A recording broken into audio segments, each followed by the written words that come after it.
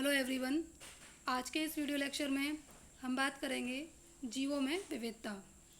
ये क्लास 9 की साइंस का चैप्टर है। तो चलिए स्टार्ट करते हैं। जैसा कि आपको नाम बता रहा है, क्या पढ़ने वाले हैं हम? जीवों को पढ़ने वाले हैं। और जीवों में भी क्या पढ़ने वाले हैं? विविधता, कि कैसे एक जीव दूसरे जीव से अलग है। तो इसकी हम इस अध्याय में पढ़ने वाले हैं, सीखने वाले हैं इस अध्याय में हम। तो चलिए स्टार्ट करते हैं। पहला है ये जो फर्स्ट लाइन इसमें लिखी है, हमारे चारों ओर इस असीमित विभिन्नता को विकसित होने में लाखों वर्ष का समय लगा है। यानी कि अर्थ के ऊपर ये जो डिफरेंट टाइप की जो हम ऑर्गेनिजम्स को देखते हैं, जो विभिन्न प्रकार के ऑर्गेनिजम्स को हम देखते हैं या जीवों को देखते हैं, तो वो किसी एक दिन का या 2 दिन का या फिर 1 या 2 साल का प्रोसेस नहीं है। उसको बनने में लाखों वर्ष का समय यहाँ पर लगा है। तब जाकर ये असीमित विभिन्नता विकसित हुई है। ठीक है, तब जाकर ये असीमित विभिन्नता विकसित हुई है। इन सभी जीवों को जानने समझने के लिए हमारे पास बहुत छोटा हिस्सा है, इसीलिए उनके बारे में हम एक एक कर विचार नहीं कर सकते हैं। तो यानी कि जितने भी ये जीव हैं, उन सभी को अब ह्यूमन बीइंग भी डेवलप हुआ इसी अर्थ के ऊपर। तो वो ये जानना चाहता था, उन जीवधारियों की डिटेल में उनकी स्टडी करना चाहता था, उनको जानना समझना चाहता था। पर उसके पास क्या था, इतना सफिशिएंट उसके पास टाइम नहीं था कि वो एक एक करके उन सभी जीवों के पास जाए और उनको जाने और उनको समझे। क्योंकि मिलियंस ऑफ एनिमल्स हैं यहाँ पर, काफ़ी सारे एनिमल हैं, और उनके पास इंडिविजुअली जाना और उनको सभी को समझना तो ये इतना पॉसिबल नहीं था। तो क्या किया, उसको समझने के लिए कुछ उन्होंने इसके अंदर क्या किए, विशिष्ट लक्षण देखे। विशिष्ट लक्षणों के आधार पर जीवधारी कैसे एक जीवधारी दूसरे जीवधारी से अलग है, तो कुछ विशिष्ट लक्षण देखे और उन लक्षणों के आधार पर क्या किया, उनको समूहों में, कुछ एक निर्धारित समूहों में उनको विभाजित कर दिया, है ना। कुछ उनके अंदर कुछ विशिष्ट लक्षण देखे और उन विशिष्ट लक्षणों के आधार पर उनको उनके ग्रुप बना दिए कि ये वाला, इस लक्षण के मिलने वाले जो ऑर्गेनिजम्स हैं वो इस वाले ग्रुप में रहेंगे, या फिर जो दूसरे ऑर्गेनिज्म जिनके अंदर मतलब जो भी उनके अंदर पर्टिकुलर जो लक्षण मिल रहे थे उसके आधार पर कुछ समूह बना दिए और उन जीवधारियों को उन समूहों में विभाजित कर दिया। तो जिससे क्या हुआ कि ऑर्गेनिज्म को जानना समझना, उनकी स्टडी करना बहुत इजी हो गया ह्यूमन बीइंग के लिए। अब विशिष्ट लक्षण कैसे, जैसे कि पानी में हम देखते हैं कि जो पानी में रहने वाले ऑर्गेनिज्म होते हैं, कुछ ऐसे होते हैं जो थल के ऊपर रहते हैं, यानी कि पृथ्वी पर रहते हैं। कुछ ऑर्गेनिज्म ऐसे होते हैं जो बिल के अंदर घुस के रहते हैं, पृथ्वी पर भी रह रहे हैं। तो कैसे रह रहे हैं, उसकी बिल बना लेंगे, उसके अंदर रह रहे हैं। तो आप सिंपल एक एग्जाम्पल देकर ऐसे समझ सकते हैं कि जैसे जल के अंदर रहने वाला ऑर्गेनिज्म है, एक थल के ऊपर रहने वाला ऑर्गेनिज्म है। तो हमने उनको कैसे डिवाइड कर दिया, किस तरीके से उनको ग्रुप में डिवाइड किया कि एक को हमने कह दिया जलचर और दूसरे को कह दिया थलचर। यानी कि थल में रहने वाले को के अंदर एक विशिष्ट लक्षण देखा कि वो थल पर रह रहा है, और जल में रहने वाले ऑर्गेनिज्म के अंदर हमने एक विशिष्ट लक्षण देखा, क्या देखा, कि वो जल के अंदर रह रहा है। तो उसी के बेस पर हमने ऑर्गेनिज्म को डिवाइड कर दिया, यानी कि उनको डिवाइड करके उनको क्या किया, विभिन्न उनके समूह बना दिए, और उसके आधार पर उनकी स्टडी करना, उनको पढ़ना, जानना, समझना बहुत ईजी हो गया। अब इसको बताने के लिए कई साइंटिस्ट आए या कई बॉटनिस्ट, जूलॉजिस्ट आए, जिन्होंने इसको डिस्क्राइब किया। ठीक है, अब वर्गीकरण का आधार क्या रखा उन्होंने, क्या क्या ऐसा मतलब वर्गीकरण का क्या आधार था। तो जीवों के समूहों के वर्गीकरण का प्रयास प्राचीन समय से किया जाता रहा है ना, कि उनको समझना जानना सभी के लिए ये बहुत ही इंटरेस्टिंग टॉपिक था। ये बहुत सारे ऑर्गेनिजम्स यहाँ मिल रहे थे, तो उनको समझना जानना, तो जितने भी ह्यूमन बीइंग थे ना, वो सभी इसमें इंटरेस्टेड थे और सब जानना चाहते थे कि ऐसी ये जो इतने सारी जो यहाँ पर डाइवर्सिटी मिल रही है, उस सभी को, न केवल ये डाइवर्सिटी जीवों में मिल रही थी, इसके अलावा जो पौधे होते हैं ना, जीव जो मतलब प्लांट्स में, एनिमल्स में, सभी के अंदर ये डाइवर्सिटी मिल रही थी। तो उसको जानना समझना हर एक ह्यूमन बीइंग चाहता था। तो काफ़ी मिलियंस ऑफ ईयर से, यानी कि काफ़ी टाइम से इनको जानना समझने का प्रयास होता रहा है। सबसे पहले आए एक यूनानी दार्शनिक बोल सकते हैं इनको, विचारक हैं, यानी कि दार्शनिक थे, जिनका नाम था अरस्तु। और उन्होंने क्या किया कि इन ऑर्गेनिजम्स को सबसे पहले स्थल के आधार पर, जल के आधार पर, वायु में रहने के आधार पर डिवाइड किया। ठीक है, एक यूनानी दार्शनिक आए जिनका नाम था अरस्तु, और उन्होंने क्या किया, वर्गीकरण किया किसका, जीवों का। और किस आधार पर, यानी कि हम क्या अभी किसकी बात कर रहे थे, विशिष्ट लक्षण। तो विशिष्ट लक्षण यानी कि थल पर रहने वाले अलग, जो स्थल पर रहते हैं उनको अलग कर दिया। जल में रहने वालों को अलग किया, वायु पर रहने वाले जो ऑर्गेनिजम्स थे उनको अलग किया, और उसके आधार पर उन्होंने क्या किया, ऑर्गेनिज्म को डिस्क्राइब किया या वर्णित किया। ठीक है। अब जैसे कि हम जैसे समुद्र में रहने वाले जीवों को ले लें। समुद्र में रहने वाले जीव जैसे कि प्रवाल हैं, प्रवालों में भी क्या आती है, जैसे वेल है, ऑक्टोपस है, स्टारफिश है और शार्क है, या और भी बहुत सारे ऑर्गेनिजम्स होते हैं, एनिमल होते हैं।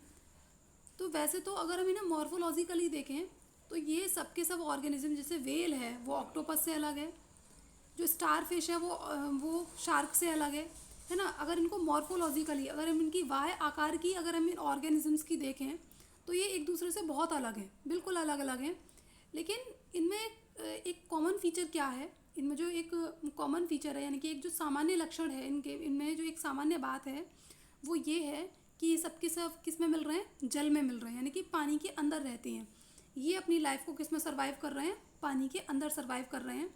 वैसे तो ये काफ़ी एक दूसरे से अलग है मॉर्फोलॉजिकली, यानी कि वाह्य आकारिकी के आधार पर, लेकिन इनके अंदर एक कॉमन बात ये है कि सब के सब किस में मिल रहे हैं, पानी में मिल रहे हैं, और यही इनका एक विशिष्ट लक्षण है। और इसी विशिष्ट लक्षण के आधार पर इन जीवों को किस में डाल दिया कि ये किस में रहने वाले हैं, पानी में रहने वाले जीव हैं। तो इनको एक अलग ग्रुप में रख दिया। ठीक। अब और इसी तरीके से बहुत सारे इन्होंने, जैसे अब जल में रहने वालों को अलग कर दिया, वृहद वर्गों का निर्माण हो गया, है ना। इसके आधार पर क्या हुआ कि जो वृहद वर्ग हैं उनका निर्माण हो गया, जैसे कि जल में रहने वाले जीव अलग कर दिए, थल पर रहने वाले जीव अलग कर दिए, वायु में रहने वाले जीवों को अलग कर दिया, तो सबको अलग अलग कर दिया। और इस तरीके से हमारे पास क्या हुए, बहुत सारे समूह आ गए, और फिर उनके क्या हुए, बहुत सारे समूह हमारे पास आ जाते हैं। ठीक है। और नए लक्षणों के आधार पर समूहों के भीतर इस तरह के वर्गीकरण की प्रक्रिया जारी रह सकती है। ठीक है। आई होप कि आपको क्लियर हुआ होगा। अब नेक्स्ट इसमें आता है कि वर्गीकरण और जैव विकास, कि वर्गीकरण और जैव विकास किस तरीके से किया गया। पहला हमने मोटा मोटा ये देखा कि हाँ क्या हमारे पास था, कि हमने क्या देखे कि विशिष्ट लक्षण देखे। विशिष्ट लक्षणों में क्या देखा कि उनके अंदर किसी जो जल के आधार पर, थल के आधार पर और वायु में रहने के आधार पर हमने ऑर्गेनिजम्स को देखा। अब हम उनकी डिटेल में स्टडी करेंगे कि और किस तरीके से हमने उनको डिस्क्राइब किया, या उनको और किस तरीके से हमने समूहों में उनको विभाजित किया। ऐसे और कौन कौन से फीचर हमने उनके अंदर देखे, लक्षण उनके अंदर हमने देखे। ठीक है।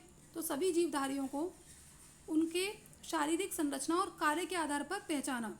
ठीक है। शारीरिक संरचना और कार्य, कि वो किस तरीके का कार्य कर रहे हैं, शारीरिक संरचना और कार्य के आधार पर उनको पहचाना, और उसके आधार पर हमने क्या किया, उनको वर्गीकृत किया कि कौन सा ऑर्गेनिज्म का शारीरिक संरचना कैसी है, उसका कार्य कैसा है, और उसके आधार पर भी हमने क्या किया, उसको वर्गीकृत किया। ठीक। नेक्स्ट है इसमें शारीरिक बनावट। शारीरिक बनावट में कुछ लक्षण अन्य लक्षणों की तुलना में ज़्यादा परिवर्तन लाते हैं। इसमें समय भी बहुत महत्वपूर्ण भूमिका होती है, यानी कि समय की भी बहुत महत्वपूर्ण भूमिका होती है, कि कुछ लक्षण ऐसे होते हैं कि जो समय के आधार पर शारीरिक बनावट जो है, शारीरिक बनावट में कुछ लक्षण अन्य लक्षणों की तुलना में ज़्यादा परिवर्तन लाते हैं। ठीक है। समय के साथ साथ क्या होता है कि उनके अंदर, उनके शरीर में कुछ परिवर्तन हो जाते हैं, और उनके अंदर क्या होगा कि थोड़े से उनके अंदर क्या हो जाते हैं, परिवर्तन इसमें हो जाते हैं, और इससे क्या होगा, इससे समय में भी बहुत महत्वपूर्ण भूमिका होती है, और इसकी जो है कि समय की भी बहुत महत्वपूर्ण भूमिका होती है। जैसे कि हम सिंपल अगर हम समझे तो कि पहले टाइम पर जो वो स्नेक मिलते थे, यानी कि जो सांप होते थे, उनके पैर होते थे, सांपों के क्या होते थे, पैर होते थे इस तरीके से। पर अगर हम आज का स्नेक देखें या सांप को देखें तो उसके पैर नहीं हैं। क्यों नहीं है? क्योंकि उन्होंने क्या किया कि धीरे धीरे समय के हिसाब से, मतलब उन्हें ऐसा लगा कि इसकी हमें नीड नहीं है, हम बिना पैरों के भी हम चल सकते हैं, तो उन्होंने अपनी बॉडी को ना क्रीप करना स्टार्ट कर दिया, यानी कि सरकना, ज़मीन के ऊपर खिसकना स्टार्ट कर दिया। तो जिससे क्या हुआ कि उनके जो पैर हैं ना, वो धीरे धीरे उनके शरीर में परिवर्तन आ गया, और एक टाइम ऐसा आया कि परमानेंट जो पैर हैं उनकी बॉडी से गायब हो गए। और अगर हम आज का सांप देखते तो वो कैसा होता है, बिल्कुल ऐसा सीधा सिंपल सा होता है, और वो अपनी बॉडी से, ये जो इनकी पूरी की पूरी बॉडी है, उसको रगड़ के ज़मीन पर तब आगे की तरफ बढ़ता है। ठीक है। और इसमें ऐसा होने में भी समय की काफ़ी महत्वपूर्ण भूमिका होती है। ऐसा नहीं है कि ये एक दिन का प्रोसेस है, ये एक ग्रेजुअल प्रोसेस है, बहुत धीरे धीरे चलने वाला स्लोली प्रोसेस है, यानी कि बहुत धीरे चलने वाला प्रोसेस है या ग्रेजुअल प्रोसेस है। और ये एक दिन का कोई इनका अभ्यास या ऐसा नहीं होता है, इसको करने में काफ़ी टाइम लग जाता है। और तब जाकर एक जो दूसरी मतलब इस बॉडी से क्या हुआ, इसमें ट्रांसफॉर्मेशन हो गया और इसकी समय में बहुत महत्वपूर्ण भूमिका होती है। और फिर क्या होता है कि अतः जब कोई शारीरिक बनावट अस्तित्व में आती है तो यह शरीर में बाद में होने वाले परिवर्तन को प्रभावित करती है ना। और साथ ही साथ क्या होगा, कोई अगर या तो कोई संरचना उसके अंदर आए या फिर उसमें से कुछ गायब हो जाए किसी भी ऑर्गेनिज्म से, या तो उसके अंदर पहले कोई ऑर्गन था और अब वो नहीं है, तो काफ़ी सारा मतलब उसकी जो बॉडी है उसके ऊपर इफ़ेक्ट उसका पड़ता ही है। जैसे अभी हमने आपको स्नेक का एग्जाम्पल देकर समझाया कि पहले उसके अस्तित्व में थे, अब नहीं है। तो अब जो अगर हम उसकी बॉडी को, जो पुराने वाले सांप की बॉडी और अब जो मिलने वाला सांप है उसकी बॉडी के बीच में अगर हम कंपैरिजन करें तो काफ़ी सारी उनके अंदर डिफरेंसेस देखने को मिलते हैं। और वो क्या है, कई परिवर्तनों को प्रभावित करते हैं। तो इस तरीके से वो एक दूसरे को प्रभावित करते हैं, ठीक। और या फिर चलिए अब यहाँ नेक्स्ट हम बात करते हैं, यहाँ पर अब हम टॉपिक पर आ जाते हैं। ये तो था इसका पूरा चैप्टर का इंट्रो। अब हम बात करते हैं कि कौन कौन से ऐसे साइंटिस्ट आए या बॉटनिस्ट या जूलॉजिस्ट आए जिन्होंने इस मतलब वर्गीकरण की स्टार्टिंग की या शुरुआत जो इन्होंने वर्गीकरण की थी। तो सबसे पहले वर्गीकरण की जो स्टार्टिंग की थी, इनको समूह में बांटने की स्टार्टिंग, पहला तो हमने पढ़ लिया यूनानी दार्शनिक, क्या नाम था उनका, अरस्तु पढ़ लिए कि अरस्तु ने सबसे पहले स्टार्टिंग की थी। सबसे पहले किसने स्टार्टिंग की थी, अरस्तु ने की थी। और अरस्तु ने किस आधार पर डिवाइड किया था, जल के आधार पर, थल के आधार पर और वायु के आधार पर। उसे कभी नहीं भूलना, उसको याद रखिएगा कि सबसे पहले किसने किया, अरस्तु ने किया। अब ये अरस्तु के बाद आए हैं, क्या नाम है इनका, अर्नेस्ट हेगल। और ये आए थे करीब 1894 में, यानी कि 1894 में आए, 1894 में आए। और इसके बाद आते हैं रॉबर्ट विटेकर। रॉबर्ट विटेकर जो आए, ये आए थे 1959 में आए थे, यानी कि 1959 में आए। और नेक्स्ट इनके बाद आए थे वर्गीकरण करने वाले, इनका नाम था कार्ल बोस, है ना, कार्ल बोस। ये आए थे 1977 में, ठीक है। तो ये आए और ये जो वैज्ञानिक हैं, इनके वैज्ञानिकों ने सारे सजीवों को जगत में, यानी कि किंगडम्स में डिवाइड कर दिया। जगत में जितने भी जो सजीव जीव हैं उनको किंगडम में उन्होंने विभाजित कर दिया या विभाजित करने का प्रयास उन्होंने किया। तो जो सबसे ज़्यादा जो मान्यता जिसको मिली हुई है, जिसे लोग बहुत इंटरेस्ट के साथ पढ़ते हैं, वो है विटेकर का क्लासिफिकेशन। जो आर.एस. विटेकर का क्लासिफिकेशन है, हालांकि अब ये जो आर.एस. विटेकर का क्लासिफिकेशन है ना, इसमें भी कुछ कमियां थीं, पर कमियां थीं उनको नेगलेक्ट कर दिया जाए ना तो इनके बेनिफिट भी बहुत थे। कुछ कमियों को अगर नेगलेक्ट कर दिया जाए तो विटेकर का क्लासिफिकेशन बेस्ट था। तो इसीलिए जो हम आर.एच. विटेकर का क्लासिफिकेशन पढ़ते हैं, और आपके सिलेबस में भी यही दे रखा है, ठीक है।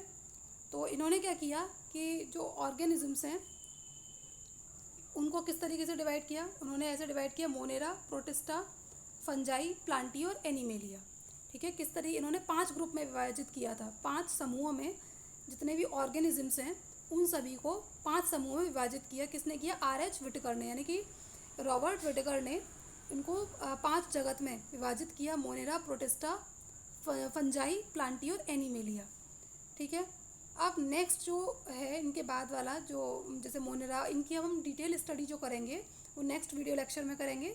आई होप कि आपको क्लियर हुआ होगा, समझ में आया होगा। अगर ये आपको समझ में आया तो हमारे चैनल को लाइक कीजिए, सब्सक्राइब कीजिए और हमारी इस वीडियो को ज़्यादा से ज़्यादा शेयर कीजिए। Thank you student.